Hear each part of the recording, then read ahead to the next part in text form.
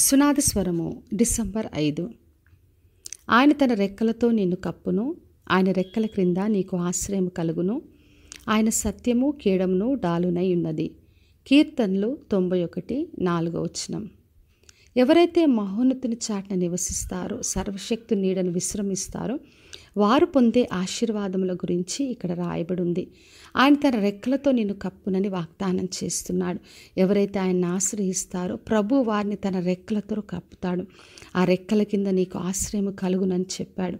ఆయన సత్యము కేడమును డాలునై ఉన్నదని ప్రభు వాగ్దానం చేస్తున్నాడు. ఆయన సత్యముతో మనల్ని నింపి ఆయనే కేడముగా, ఆయనే డాలుగా ఉండి సురక్షితంగా మనల్ని కాపాడి రక్షిస్తాడు. రాత్రి వేళ కలిగే భయము కానీ, పగటి వేళ ఎగిరే బాణము కానీ, చీకట్లో సరించే తెగులైన, మధ్యాహ్నమందు పాడుచే రోగంకైనా దేనికి కూడా మనం భయపడకుండాలాగున కృపనిస్తాడు. ప్రక్కన 1000 మంది పడినా, కుడి పక్కన 10,000 మంది కూలినా అపాయము రాకుండా కాపాడి రక్షించే దేవుడు. ఎందుకంటే మన మార్గములన్నిట్లో ఆయన కాపాడి రక్షిస్తాడు.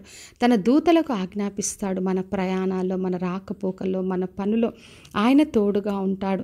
ప్రతి సమస్యను జయించే కృపనిస్తాడు. సింహంలో, నాగుపాములను తొక్కుటకు అధికారం ఇచ్చి నడిపించే దేవుడు. అన్ని విషయాలు తప్పించి, ఘనపరిచి, శ్రమలో తోడుగా ఉండి విడిపించే దేవుడు.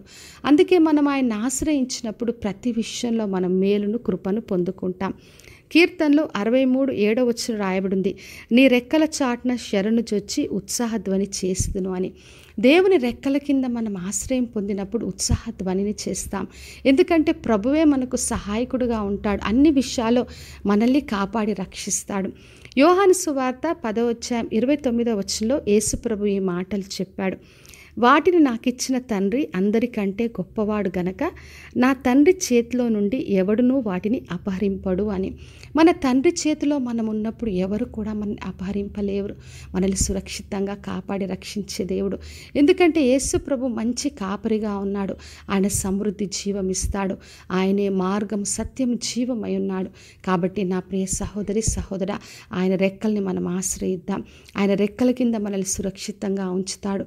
ఎటువంటి తెగులు, రోగం, ఇబ్బంది రాకుండా కాపాడి రక్షించే దేవుడు. మన మార్గంలో కాపాటకు దూతల్ని పంపిస్తాడు. కాబట్టి విశ్వాసంతో ఆయనను ఆశ్రయించి ఆయన రెక్కల కింద సురక్షితంగా జీవిద్దాం. ప్రార్థన చేసుకుందాం. పరలోకమందున్న మా తండ్రి, మా దేవ, ఇరుదిచ్చిన వాగ్దానం కొరకే వందనాలు. ప్రతి ఒక్కరిని దీవించి ఆశీర్వదించండి ప్రభువా. ప్రతి ఒక్కరు కూడా మీ రెక్కల కింద ఆశ్రయం పొంది ఉత్సాహధ్వని చేసి కృపను దయచేయమని యేసు నామములో అడిగి వేడుకొంచున్నాను తండ్రి. ఆమెన్. ఈ శుభవచనము వినుచున్న ప్రతి ఒక్కరి జీవితంలో నెరవేర్చబడునుగాక. నేను మీ ప్రియ సహోదరి మంజులా చరణ్.